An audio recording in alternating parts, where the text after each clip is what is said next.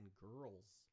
Welcome back to another exciting week of reading my dad's book, Laugh to Live, an attitude primer.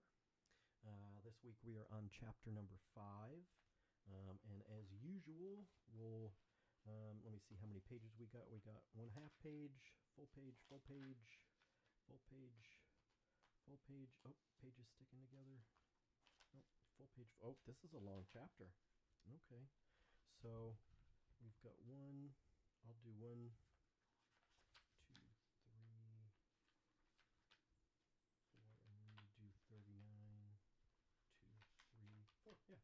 So I'll read up to page 38, and then you take over from page 39 to the end of the chapter. That'll make it easier than just going page. You know what I mean? Because this is a longer chapter anyways. So, okay. So, with that, we are going to begin. So, we are on, once again, I said chapter number 5, and the title of this chapter is Growth Through Failure. And once again, he likes to start off each of the chapters with a quote. This one, once again, is an unknown quote from an unknown author. And the quote, though, is, "What we do during our working hours determines what we have. What we do during our leisure hours determines what we are." Interesting. All right. Although my sense of humor continued to help me personally and professionally through my 20-year Navy career and my early years with industry, it was professional failure that led me to realize the power of humor and attitude, and to my subsequent decision to teach their theory and application. By 1994, I had enjoyed 7 years of personal success in my second career. But the combination of the previously discussed defense industry downtown and the lure of entrepreneurial freedom and riches led me to a disastrous professional decision. My brother, perhaps the world's biggest believer in pure free enterprise, introduced me to what appeared to be a foolproof network marketing situation.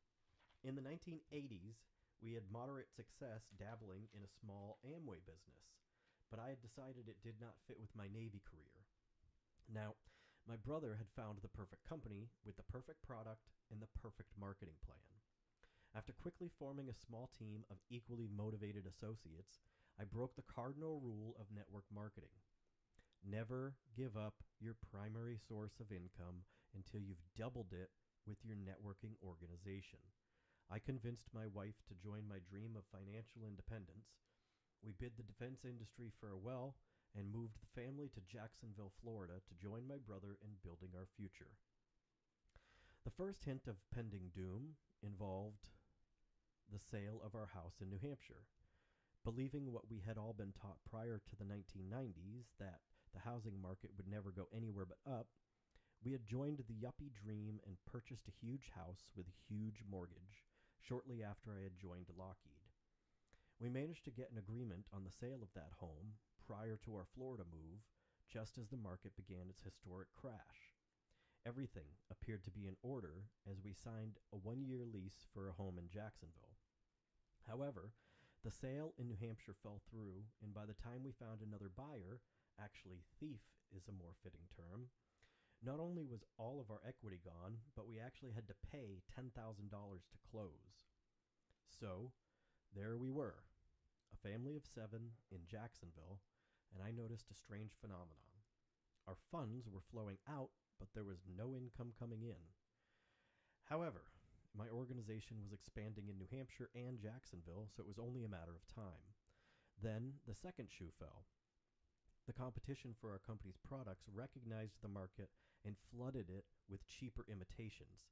Overnight, it seems, our growth stopped. The manufacturer closed his U.S. presence and fled to China. Uh-oh.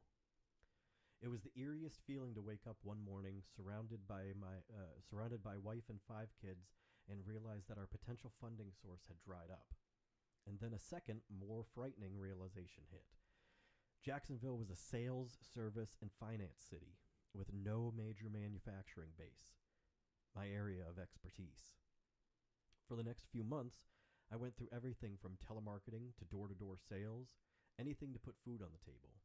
It quickly became evident, however, that we were not going to make it.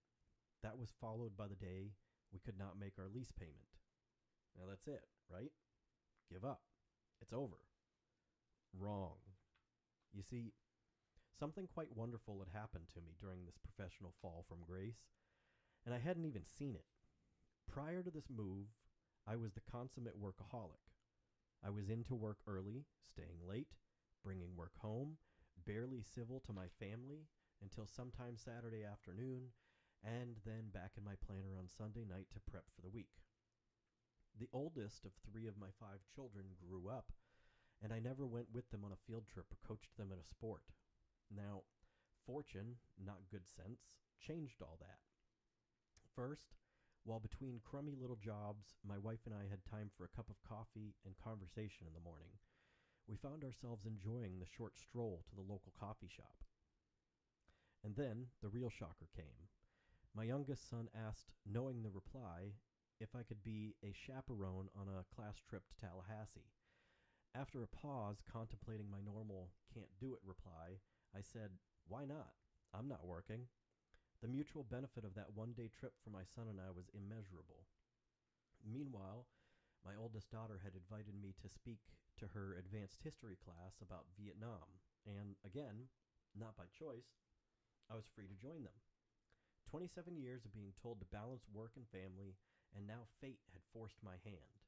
It was a lesson I would not forget. Now, for your next lesson. If you ever decide, for whatever reason, to leave a comfortable business position, make sure you smile and wave, palm outward. Do not salute with arm bent and fisted palm turned inward like an up yours gesture. You never know when your former employer might be your savior.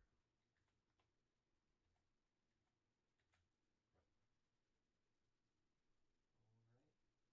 Fortunately, I had departed for Florida with the blessing of my senior management, and the defense electronics business had taken an upturn.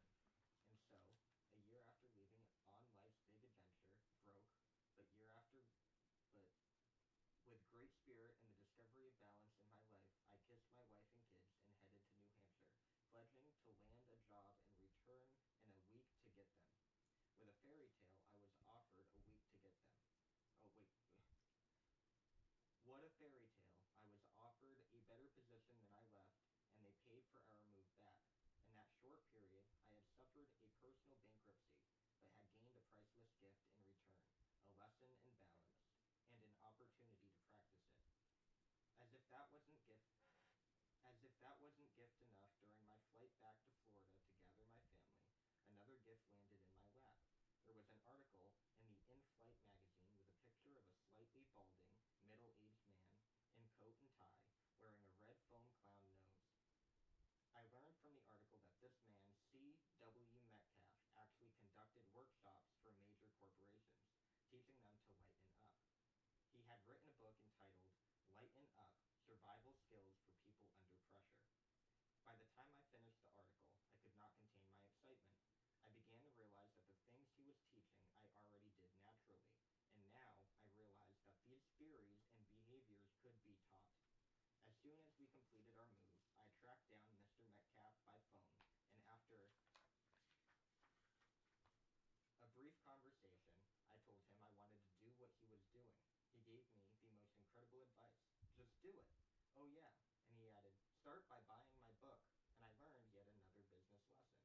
And that, folks, is what put me in the position to research the theories, refine the practices, develop my course outline, and begin to plant the seeds.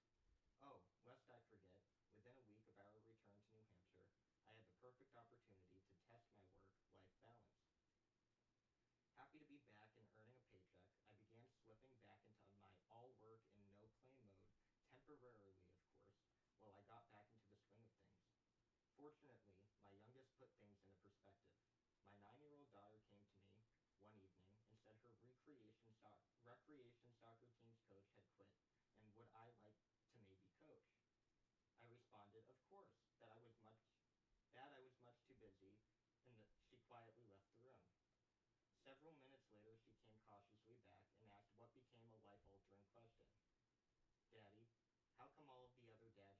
busy. Low blow. No, exactly the right shot across my bow.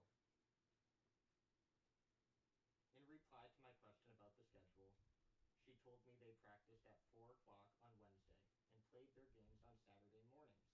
My simple, okay, I'll do it, changed my life forever. I immediately put the practices and games into my planner with the same importance I put on any company event. The next day, I informed my boss that I would be leaving work early on Wednesdays to coach my daughter's recreational soccer team. He, of course, applauded my action. I'll never forget that first Wednesday and the shock to every one of my employees that I was leaving work while it was still light outside.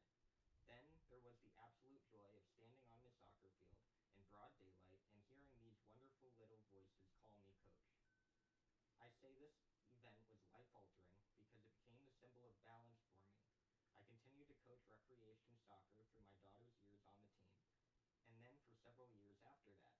I coached my youngest son's recreation basketball team, and I started what has become a 10-year run as a volunteer teacher for 2 days a year at the middle school. Life's lessons often came at you from the most unlikely sources. Keep your eyes open for them. This is as good as a time as any for this important cliche. You work to live, you don't live to work. I would be remiss if I did not report on the subsequent success of my brother, the consummate network marketer. He was smart enough to realize that network marketing was not our problem in 1994, but rather our choice of product. Fortunately, Brother Bill is also blessed with persistence and and an alt and an attitude for success. After several other false starts and his wife begging him to get a real job, he found the perfect company, product, and marketing plan in Tahitian Noni International. He is currently wealthy, healthy, and happy. In addition, he has helped thousands of other people worldwide turn an attitude for success into filled dreams. Attitude, attitude, attitude. All right. With that, that concludes this week's chapter for Laugh to Live. Next week we will be moving on to chapter 6, titled Leaving the Nest. And once again, I'm going to go ahead and read to you guys the quotes that he has just for something to think on for the week. And we'll read them again when we come back next week. But the first one is, these ones actually have authors. They're not unknown. The first one is Mrs. Happy's Advice. You've done a lot of talking, and despite the fear of the sex talk, I know with great certainty the hardest thing in the English language that a parent will ever say to their kid, goodbye. And that's from Mrs. Happy Ducey. And then the other one, he's got two for this chapter for next week. The other one is, I take my children everywhere, but they always find their way home again. And that was from Robert Orban. So with that, that concludes our reading this week. Join us again next week around the same time, and we will be moving on to chapter number 6. Yep. Dylan, do you have anything you'd like to add? No, not really. Alrighty, well, it's week number, I think this is week number 3 or 4. I know I've got it written totally wrong on the stream. I think it says week like 2 or 3 or something like that, or maybe that was still the Bible one that said that. I don't know. This one just says Laugh to Live chapter 5. At least that's correct. But yeah, thanks for